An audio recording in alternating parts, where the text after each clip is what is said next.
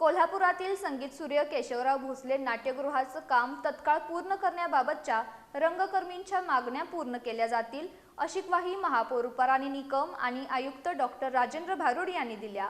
आज महापालिका प्रशासनानं आयोजित केलेल्या बैठकीत विविध सूचना देण्यात आल्या।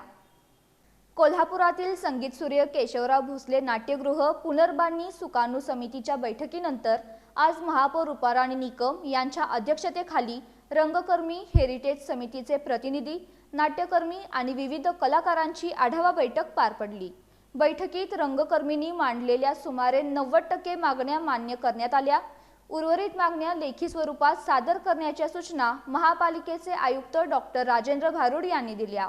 या बैठकीत रंगकर्मींनी नाट्यगृहातील विविध सुविधांबाबत सूचना आणि मागण्या मांडल्या।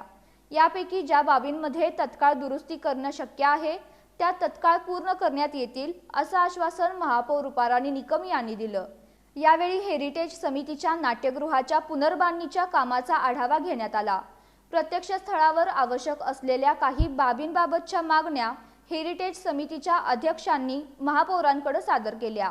या बैठकीत आयुक्त डॉक्टर राजेंद्र भारुड यांनी येत्या 9 ऑगस्ट रोजी संगीत सूर्य केशवराव भोसले नाट्यगृहाचं लोकार्पण करण्याच्या दृष्टीनं महापालिकेकडून सर्व तयारी सुरू असल्याची माहिती दिली। लोकार्पणापूर्वी आवश्यक असलेल्या सर्व सुविधा आणि दुरुस्तीची कामं पूर्ण करण्यासाठी प्रशासन प्रयत्नशील असल्याचं त्यांनी सांगितलं।